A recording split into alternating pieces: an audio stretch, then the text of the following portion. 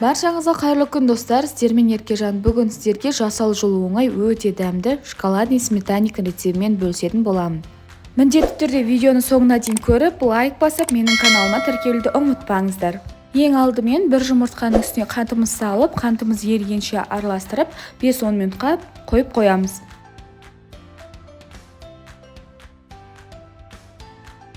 Електен өткізілген ұнымыздың үстіне бөлме температурасындағы сары майды және қамыр қопсытқышты салып, жақсылап бір келкетіп араластырамыз.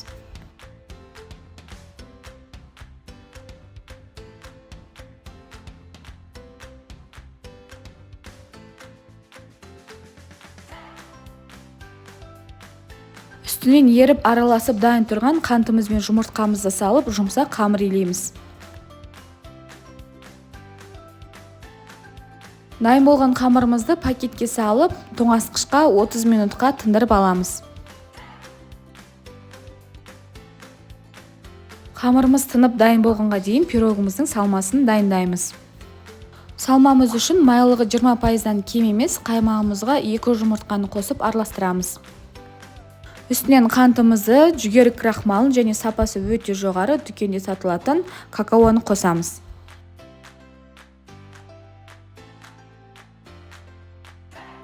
Ең соңынан ерітіліп салқындатылған жоғарғы сапалы шоколадты қосамыз. Менде Рахат фирмасының казахстанский шоколады.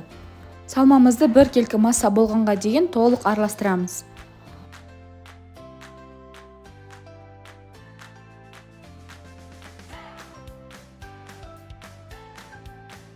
«30 минут өткеннен кейін тоңазытқыштан тынып дайын болған қамырымызды алып, аздап оны сеуіп, дөңгелек формада жаямыз.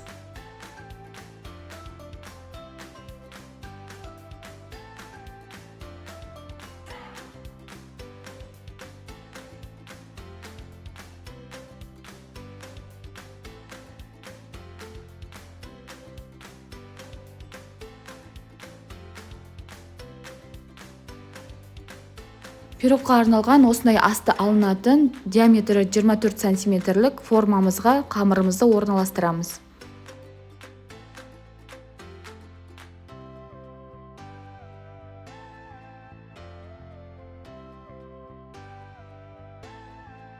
Дайын болған салмамызды құйып, артық шығып тұрған қамырды шанышқының көмегімен дәл видеодағыдай басып шығамыз.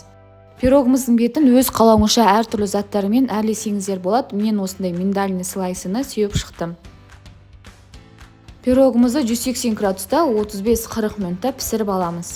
Пісіп шыққан ыстық болып тұрған пирогымызды өз формасынан босатпай бөлме температурасында суытып, тоңазытқышқа 3-4 сағатқа салып аламыз. Немесе пирогымызды толық бір түнге тоңазытқышқа қалдырсаңыздар болады. Сол кезде пирогымыз өз формасын жақсы ұстайды. Міне біздің өте дәмді, оңай әрі тез дайын болатын шоколадный сметаннигіміз дайын болды. Бұл пирогты тапсырысқа жасап, табыс тапсаңыздар да болады. Міндетті түрде жасап көріңіздер, ас болсын.